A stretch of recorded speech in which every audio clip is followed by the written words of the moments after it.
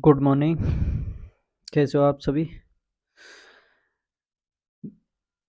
मैं लेकर आ गया हूँ आज 11th एनसीईआरटी हिस्ट्री की तीसरी क्लास। जहाँ से कल क्लास रोकी थी वहीं से स्टार्ट करते हैं। हेडिंग है इसकी कि दक्षिणी मेसोपोटामिया का शहरीकरण, मंदिर और राजा। पढ़ते हैं, थोड़ा इसे जूम कर लेता हूँ, स्पष्ट दिखाई जो दे आपको भी। कि 5000 ईसा पूर्व से दक्षिणी मेसोपोटामिया में बस्तियों का विकास होने लगा था। इन बस्तियों में से कुछ ने प्राचीन शहरों का रूप ले लिया। ये शहर कई तरह के थे। पहले वे जो मंदिरों के चारों ओर विकसित हुए, दूसरे जो व्यापार के केंद्रों के रूप में विकसित हुए, और शेष शाही शहर थे। इनमें से पहली दो श्रेणियों के शहरों पर यहाँ चर्चा की जाएगी। बाहर से आकर बसने वाले लोगों ने, यानी उनके मूल स्थान का पता नहीं, अपने गांव में कुछ चुने हुए स्थानों या मंदिरों को बनाना या उनका पुनर्निर्माण करना शुरू किया था। सबसे पहला ज्ञात मंदिर एक छोटा सा देवालय था जो कच्ची ईंटों का बना हुआ था। मंदिर विभिन्न प्रकार के देवी देवताओं के निवास स्थान थे, जैसे उड़ जो चंद्र देवता था और इन्नाना जो प्रेम व युद्ध की देवी थी।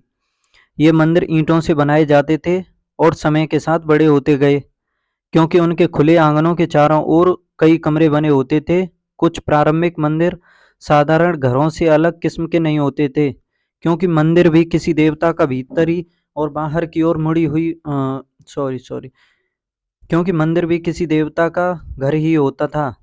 लेकिन मंदिरों की बाहरी दीवारें कुछ खास अंतरालों के बाद भीतर और बाहर की ओर मुड़ी हुई होती थीं। यही मंदिरों की विशेषता थी, और साधारण घरों की दीवारें ऐसी नहीं होती थीं। देवता पूजा का केंद्र बिंदु होता था। लोग देवी देवता के लिए अन्न, दही, मछली लाते थे। यानी पुराने जमाने के कुछ मंदिरों के फर्शों पर मछली की हड्डियों की परतें लगी जमी हुई मिली हैं। आराध्य देव सैद्धांतिक रूप से खेतों, मत्स्य क्षेत्रों और स्थानीय लोगों के पशुधन का स्वामी माना जाता था।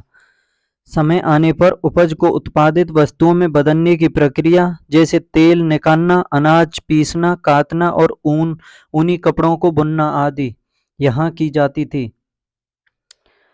घर परिवार से ऊपर के स्तर के व्यवस्थापक, व्यापारियों के नियोक्ता, अन्न, हल जोतने वाले पशुओं, रोटी, जौ की शराब, मछली आदि के आवंटन और वितरण के लिखित अभिलेखों के पालक के रूप में मंदिर ने धीरे धीरे अपने क्रियाकलाप बढ़ा लिए और मुख्य शहरी संस्था का रूप ले लिया। लेकिन अन्य दूसरे कारक भी इस व्यवस्था में विद्यमान थे।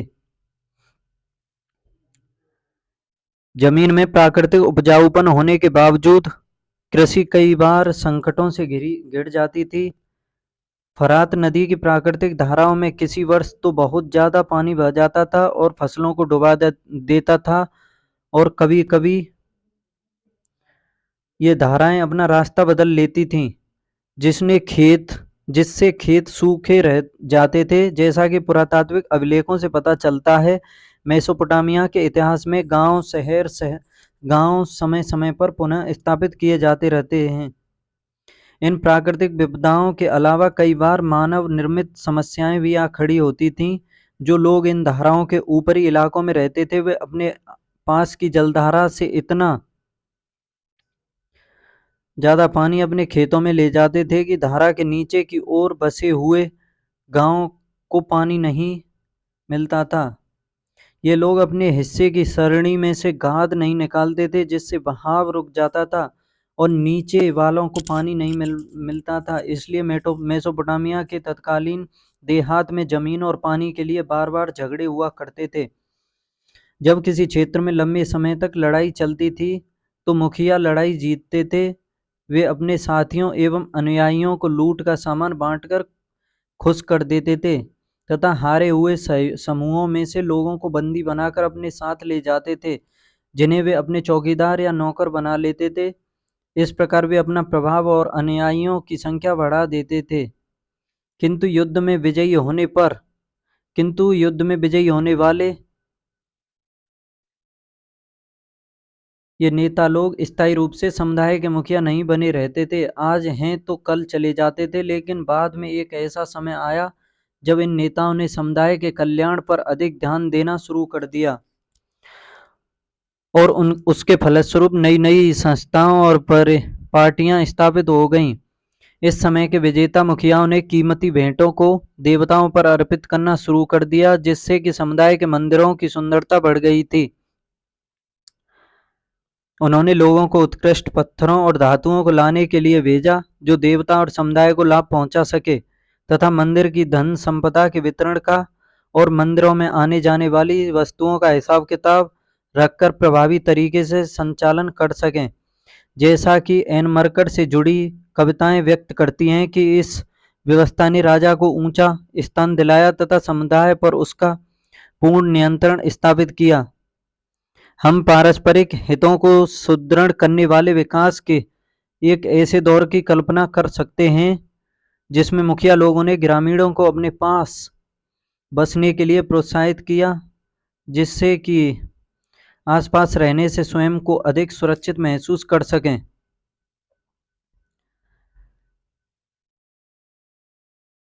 आगे देखते हैं 3000 ईसा पूर्व के आसपास जब उरुक नगर का 250 हेक्टेयर भूमि में विस्तार हुआ तो उसके कारण दर्जनों छोटे गांव उजड़ गए और बड़ी संख्या में आबादी का विस्थापन हुआ।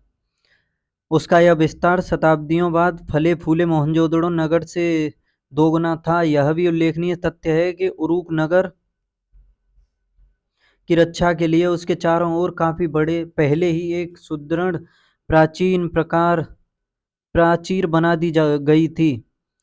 उरुक नगर 4200 ईसा पूर्व से 400 ईसा पूर्व तक बराबर अपने अस्तित्व में बना रहा और उस दौरान 2800 ईस्वी के आसपास वह बढ़कर 400 हेक्टेयर में फैल गया। युद्धबंदियों और स्थानीय लोगों को अनिवार्य रूप से मंदिर का अथवा प्रत्यक्ष रूप से शासक का काम करना पड़ता था। कृषि कर भले ही न देना पड़े, पर काम करना अनिवार्य था। जिन्हें काम पर लगाया जाता था उन्हें काम के बदले अनाज दिया जाता था।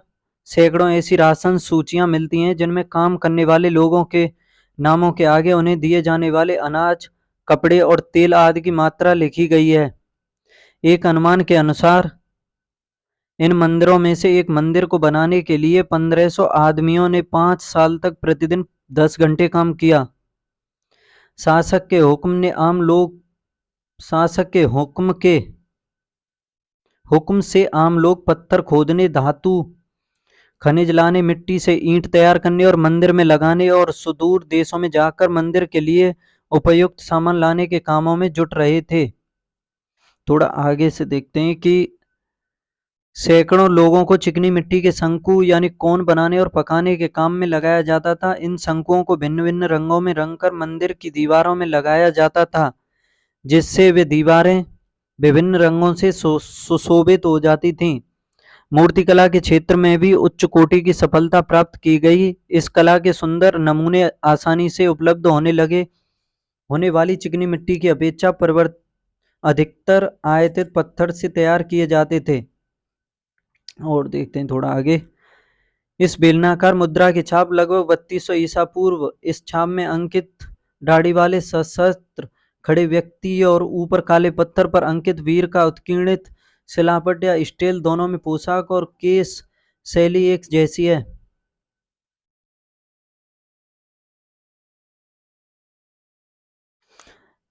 आगे ये कुछ मोहर के बारे में है, तो इसे पढ़ते हैं कि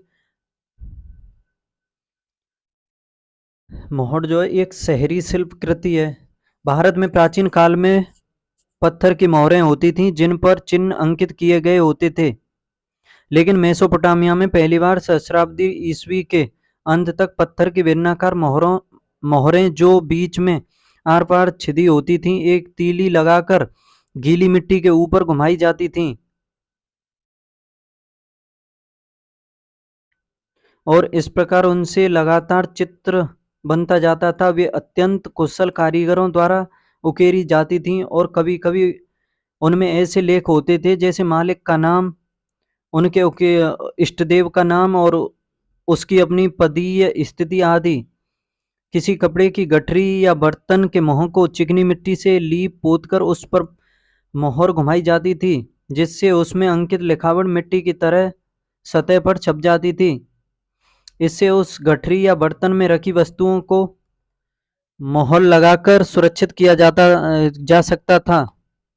और आगे देखें, 5 पुरानी बेलनाकार मोहरें और उनके छापे ये दिए गए हैं। ये 5 पुरानी मोहरें हैं। अब शहरी जीवन के बारे में देखते हैं कि ऊपर के विवरण से पता चलता है कि नगरों की सामाजिक व्यवस्था में एक उच्च या संभ्रांत वर्ग का प्रादुर्भाव हो चुका था। धन दौलत का ज्यादातर हिस्सा समाज के एक छोटे से वर्ग में अंकित था। इस बात की पुष्टि इस तथ्य से होती है कि बहुमूल्य चीजें यानी आभूषण, सोने के पात्र, सफेद सीपियां और लाजवर्द जड़े हुए लकड़ी के वाद्य यंत्र, सोने के सजावटी खंजर विशाल मात्रा में उर्मे राजाओं और रानियों की कुछ कब्रों या समाधियों में उनके साथ दफनाई गई मिली हैं। लेकिन आम आदमी की स्थिति क्या थी, ये जानते हैं। कानूनी दस्तावेजों यानी विवाह, उत्तराधिकारी आदि के मामलों से संबंधित ये पता चलता है कि मेसोपोटामिया के समाज में एकल परिवार को ही आदर्श माना जाता था। हालांकि एक शादीशुदा बेटा और उसका परिवार अक्सर अपने माता पिता के साथ ही रहा करते थे। पिता परिवार का मुखिया होता था। हमें विवाह की प्रक्रिया या विधि के बारे में कुछ जानकारी मिली है। विवाह करने की इच्छा के बारे में घोषणा की जाती थी और वधू के माता पिता उसके विवाह के लिए अपनी सहमति देते थे। उसके बाद वर पक्ष के लोग वधू को कुछ उपहार देते थे। जब विवाह की रस्म पूरी हो जाती थी तब दोनों पक्षों की ओर से उपहारों का आदान प्रदान किया जाता था और वे एक साथ बैठकर भोजन करते थे। आइए अब और नगर का अवलोकन करते हैं। यह उन नगरों में से एक था जहां सबसे पहले खुदाई की गई थी। उर नगर के बारे में, उर मेसोपोटामिया का एक नगर था जिसके साधारण घरों की खुदाई 1930 के दशक में सुव्यवस्थित ढंग से की गई। उसमें टेढ़ी मेढ़ी व संकरी गलियां पाई गईं, जिससे यह पता चलता है कि पहिए वाली गाड़ियां वहां के अनेक घरों तक नहीं पहुंच पाती थीं। आगे देखते हैं कि फिर भी ऐसा प्रतीत होता है कि लोग अपने घर का सारा कूड़ा कचरा बहार कर गलियों में डाल देते थे, जहां वह आने जाने वाले लोगों के पैरों के नीचे आता रहता था। थोड़ा और आगे देखते हैं। अब इसमें देखते हैं पशुचारक क्षेत्र में एक व्यापारिक नगर। 2000 ईसा पूर्व के बाद से मारी नगर शाही राजधानी के रूप में खूब फला फूला था। आपने देखा होगा कि मानचित्र 2 में कि मारी नगर दक्षिण के उस मैदानी भाग में स्थित नहीं है जहां खेती की पैदावार भरपूर होती थी, बल्कि वह फरात नदी की ऊर्ध्वधारा पर स्थित है। मानचित्र 3 में विभिन्न रंगों का प्रयोग करके यह दर्शाया गया है कि इस ऊपरी क्षेत्र में खेती और पशुपालन साथ साथ चलते थे। मारी राज्य में वैसे तो किसान और पशुचारक दोनों ही तरह के लोग होते थे, लेकिन इस प्रदेश का अधिकांश भाग भेड़ बकरी चराने के लिए ही काम में लिया जाता था। और आगे देखते हैं। एक योद्धा अपने हाथों में एक लम्मा भाला और एक खपच्ची की ढाल पकड़े हुए है। ये जो चित्र है इसमें एमोराइड लोगों के एक खास किस्म की पोशाक देखिए। इसी से और आगे देखते हैं कि मारी में जिमरीलियम का राजमहल 1810 से 1760 ईसा पूर्व। ये देखो, सिंहासन कक्ष है, उधर सभागृह, एक बाहरी आंगन, भीतरी आंगन, प्रवेश द्वार है, ये एक साइड में कुआं है, इसमें ये प्रांगण है और लिपिक कार्यालय, बेंचों और मिट्टी दानों के साथ मिट्टी दानों में पट्टिकाएं रखी जाती थीं।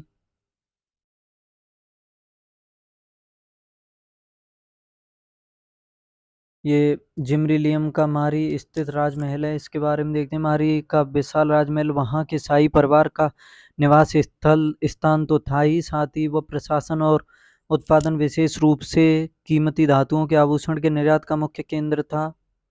और आगे देखते हैं कि क्रियाकलाप 3 में ये दिया गया है। ये चित्र देख लेना इसे अच्छे से। और देखो, मेसोपोटामिया के नगरों की खुदाई के बारे में देखते हैं। आज मेसोपोटामिया के पुरास्थलों के उत्खनक पहले के उत्खनक की तुलना में बहुत अधिक कुशल हैं। उनके कार्य की यथार्थता एवं परिशुद्धता और अभिलेखन का स्तर बहुत ऊंचा है।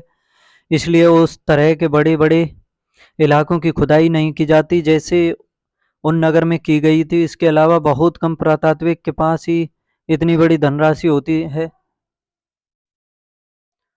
इस संबंध में अबू सलाविक नाम के एक छोटे कस्बे का उदाहरण लें। यह कस्बा 2500 ईसा पूर्व में लगभग 10 हेक्टेयर जमीन पर बसा हुआ था। इसकी आबादी 10,000 से कम थी। और आगे देखें कि मेसोपोटामिया संस्कृति में शहरों का महत्व था। लेखन कला की देन 1800 ईसा पूर्व के आसपास की कुछ पट्टिकाएं मिली हैं जिनमें गुणा और भाग की तालिकाएं, वर्ग तथा वर्गमूल और चक्रवृद्धि ब्याज की सारणियां दी गई हैं। उनमें 2 का वर्गमूल यह दिया गया है। ये भी है कुछ। और ये देखो पुराकालीन पुस्तकालय। लोह युग में उत्तरी प्रदेशों के असीरियाई लोगों ने एक साम्राज्य की स्थापना की जो 720 से 610 ईसा पूर्व तक अपनी उन्नति के शिखर पर रहा।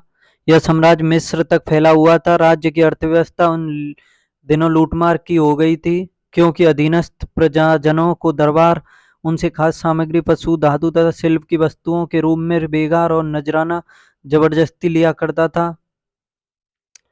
और आगे देखते हैं। और एक आरंभिक पुरातत्ववेत्ता दक्षिणी कछार के एक सूरवीर नेबोपोलासर ने बेबीलोनिया को 625 ईस्वी में असीरियाई आधिपत्य से मुक्त कराया था। ये सूरवीर थे नेबोपोलासर। और आगे देखें।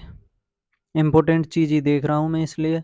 इसकी काल रेखा देखते हैं टाइम कि लगभग 7000 से 6000 ईसा पूर्व उत्तरी मेसोपोटामिया के मैदानों में खेती की शुरुआत हुई थी। 7000 से 6000 ईसा पूर्व के बीच। और 5000 ईसा पूर्व में दक्षिणी मेसोपोटामिया में सबसे पुराने मंदिरों को बनाने का साक्ष्य मिला है। लगभग 3200 ईसा पूर्व में मेसोपोटामिया में लेखन कार्य की शुरुआत हुई। 3000 ईसा पूर्व उरुक का एक विशाल नगर के रूप में विकास। कांसे के औजारों के इस्तेमाल में बढ़ोतरी। 2700 से 2500 ईसा पूर्व आरंभिक राजाओं का शासनकाल जिनमें गिलमेमिस जैसे पौराणिक राजा भी शामिल। 2600 ईसा पूर्व कीलाकार लिपि का विकास। 2400 में सुमेरियन के स्थान पर अक्कदी भाषा का प्रयोग। 2370 में सारगोन अक्कद सम्राट। 2000 ईसा पूर्व सीरिया, तुर्की और मिस्र तक कीलाकार लिपि का प्रसार। महत्वपूर्ण शहरी केंद्र के रूप में मारी और बेबीलोन का उद्भव। 1800 ईसा पूर्व गणितीय मूल पाठों की रचना तथा सुमेरियन बोलचाल की भाषा नहीं रही। लगभग 1100 ईसा पूर्व असीरियाई राज्य की स्थापना। 1000 ईसा पूर्व लोहे का प्रयोग। 720 से 610 असीरियाई साम्राज्य।